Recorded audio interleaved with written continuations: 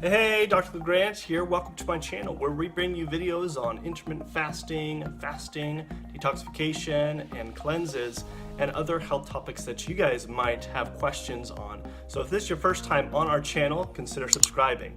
In this video, I'm going to talk about one, why do you need to do a juice cleanse, the benefits of a juice cleanse, and how to do a juice cleanse. And then at the very end of the video, I will talk about how to come off of a juice cleanse properly. So make sure to stay at the end of this video.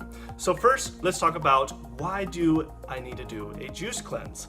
First, main reason that people go on a juice cleanse, or any cleanse for that matter, is because we usually get into very bad eating habits. There's a lot of bad foods that we eat over our lifespan, and we get in these bad eating habits. And so we tend to go away from eating a lot of the good foods, such as vegetables, and eating more of the junk foods. So our body really needs a reintroduction of good, healthy foods. And so the reason why people do the juice cleanse, and it's usually what I might recommend for people to do a juice cleanse, to kind of reintroduce vegetables back into their diet and to be able to help detoxifying the body. So, and then looking at what are the benefits of juice cleansing. So the benefits of juice cleansing is, one, when you're juicing, you're actually taking a lot of your fruits and vegetables and you're compacting that with a compact amount of nutrients that you can take just from a drink. So it's a way to really introduce a powerful effect of lots of nutrients into the body. However, there is some cons to doing that, because for people who, for example, haven't done vegetables for a long time, and also they jump right into juicing, can have symptoms such as irritable bowel syndrome, diarrhea, constipation, headaches, things like that, that can actually cause issues if you're not doing it properly by introducing more wholesome foods into your diet before you're jumping into a juice cleanse. But really the benefit of the juice cleanse is really to get your body back into a state where it can detoxify a lot of these toxins. Now, our body is always detoxifying, whether you're cleansing or you're not. The reason to do the juicing is because it's going to be easier on the body to be able to get rid of the toxins throughout the body. Now, the next thing is, how do you do a juice cleanse? How do you do it properly? First off, the thing to keep in mind, when people usually do a juice cleanse, they tend to use a lot of fruits. That is the wrong way of doing it, because fruits can be really high in sugar.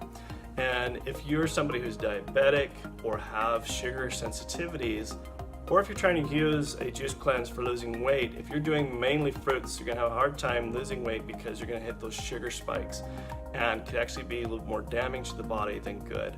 And so what you need to keep in mind when you're doing a juice cleanse, it needs to be predominantly mostly vegetables.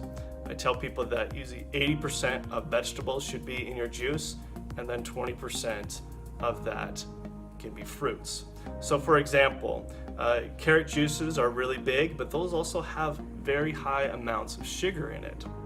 And so using probably 20% of liquid of the carrot juice, and then the rest veggies, so like spinach, kale, cucumber, celery, all your leafy greens, making that more 80% amount of the juice, versus doing 50 or 80% fruits and then a little bit of veggies. Because I know veggies are not as tasteful, but if you really want to get the benefits from juicing, you got to do it in that order.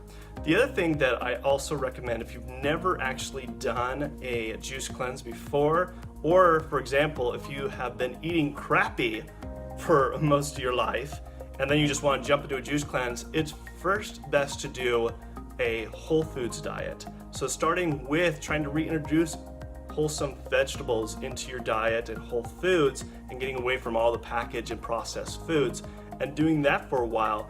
Once you do that, then start with cooked vegetables for maybe a couple days, and then maybe doing 2 cooked vegetables, and then 1 juice, a veggie juice, or actually a smoothie. And so the difference between a juice and a smoothie is usually something you would actually blend your vegetables in, so it still has the fiber in there.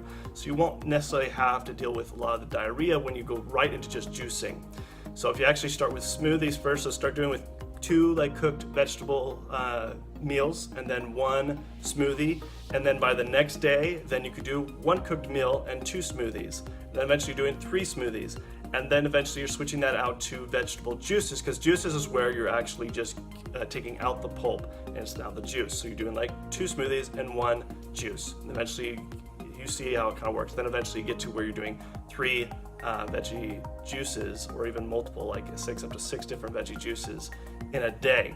But that's why you kind of get your body prepped for doing juices, so you don't have to deal with the constant irritable bowel syndromes that people can tend to have when they're going through juicing. So once you've worked up to doing multiple juices in a day, now how do you come off of a juice cleanse? That's my next kind of thing to talk about. How do you actually come off of a juice cleanse?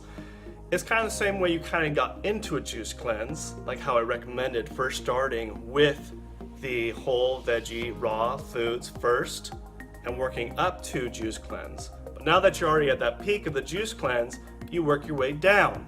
So again, that would be starting to introduce juice smoothies, and then eventually raw foods, raw veggie foods, cooked veggie foods, eventually where you're tapering off, coming off of the juice cleanse.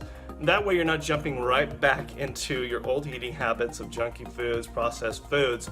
You're still spending probably another week coming off of the juice cleanse. So for example, if you're doing a 1-week juice cleanse, you, like how I said, kind of tapering up and then tapering back down in that order, then you're actually spending a whole nother week coming off of the juice cleanse, still eating very wholesome foods that are more plant-based.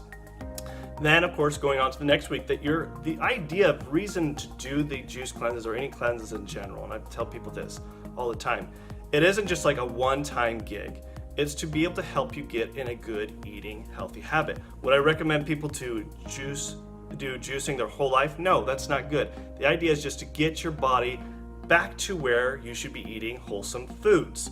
And so again, going up and down, coming off of the juice cleanse by reintroducing raw veggie foods and wholesome foods, and continuing that way. Hopefully that changes the habit for you actually wanting to eat more wholesome long term. So now if you're looking at what kind of juicer should I buy, where can I afford a juicer, I'll talk about that in my next video. So if you haven't subscribed to our channel, go ahead and subscribe to our channel. And then I will leave some video links up here. There's one I talk about how to do a detox. I talk about the different types of detoxification. And then also, if you haven't watched any of my animation videos on fasting and the benefits of fasting, I'll also leave that link somewhere around here. And if you have any questions about juicing cleanses, detox, leave that in the comment section below, and I will answer your comments as best as I can. And if you really liked this video, give us a big thumbs up and share with your family and friends. So until next time, Dr. LeGrand out. Bye.